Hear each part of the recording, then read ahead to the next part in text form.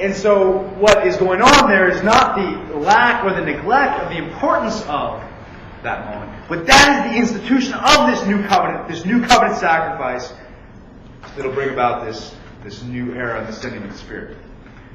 Okay, we'll get to that. Take a look at 24:11. So Moses is there with God, with select people, and it says that they beheld God, ate and drank. Just jot this down next to that as, again, a covenant meal. So you have the sacrifice, the blood of the covenant, this ratifies the covenant, followed by a covenant meal.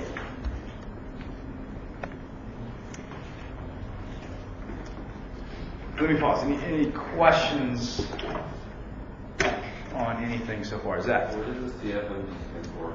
I don't know exactly. It's a Latin phrase. It's it means compare or kind of consider. It literally means compare with. I'd have to get the Latin reference. It's like EG or IE.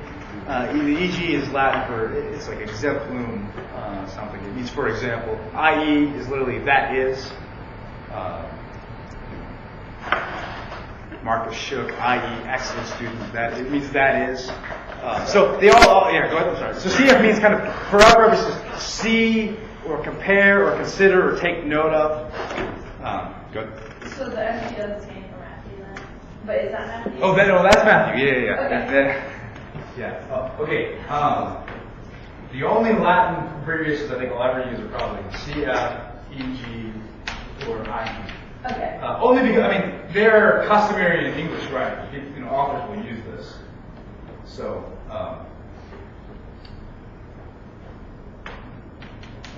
translation, that is, for example, and here, compare or consider.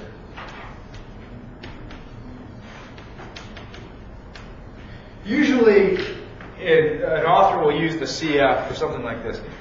If it's not something that's it's not a citation in support of the point just made, but it's a related point. It's here's kind of external support for what I'm saying. Often you'll see a CF for that.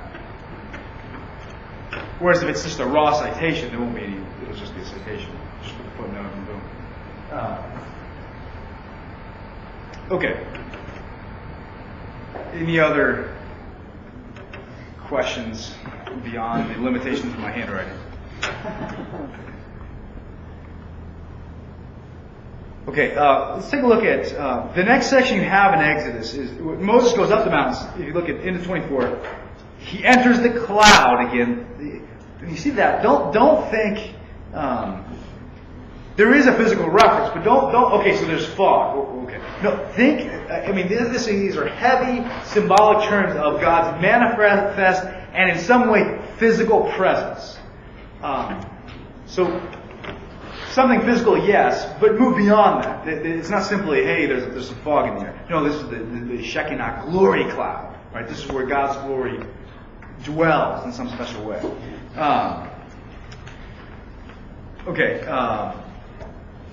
Well, 15. And Moses went up the mountain, and the cloud covered the mountain. The glory of the Lord, and that notion, glory of the Lord, is significant. We'll read in Ezekiel about the glory leaving the temple of Jerusalem, and Babylon will come and destroy it. As if the presence of God, in a sense, is left because of the unfaithfulness of the Israelites. The glory of the Lord settled on Mount Sinai, and the cloud covering it the sixth day. Now the appearance of the glory, verse 17, 18, Moses entered the cloud and went up the mountain, and Moses was on the mountain 40 days and 40 nights. He comes down, he goes up, and he gets the tablets. He's going to get instructions for the tabernacle.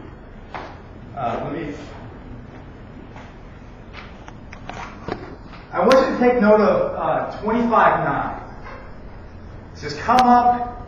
I'll show you the pattern by which to build the tabernacle." Again, the tabernacle, you had an outer court. You had what was called a holy place. And then there's a curtain here, and this was the most holy place.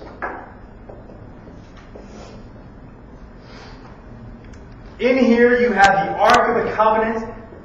We'll talk more about this, but the Ark was overlaid with gold. It was made with acacia wood, the finest around.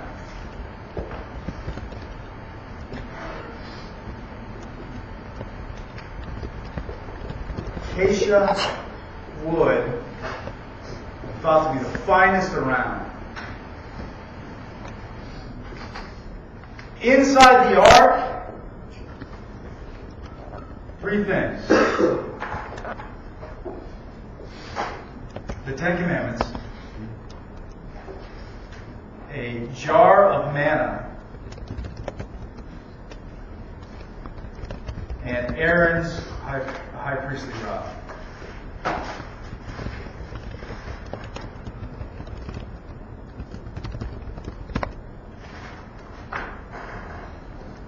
It was the holiest object in all of Israel. And in the ark, you read about in this chapter, in Exodus 25:18, and you shall make 2 cherubim of gold. These cherubim overshadow the ark. The ark is thought to be God's dwelling place. He dwells in a special way here, and these cherubim overshadow the ark. Now, we mentioned this when we went through it. You read about cherubim defending or guarding the tree of life in the Garden of Eden after the fall. You see, all these sanctuaries, the tabernacle, the temple, will be patterned off. They'll look back to Eden. There'll be a return in the tabernacle, in the temple, is a return to Eden, a restoration of God's presence. And it's for those reasons that you can see when you have a kind of panoramic view, that in Eden's something of a holy place, or maybe creation is the holy place and Eden is the most holy place, or maybe the most holy place is the tree of life. There's sort of temple and tabernacle type imagery there.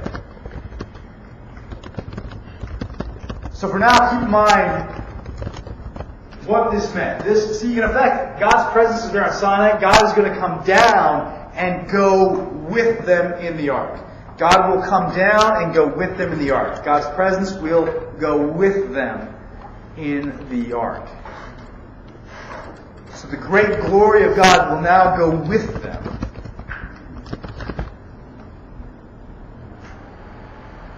So think of especially the ark, but this most holy place, as the meeting of heaven and earth.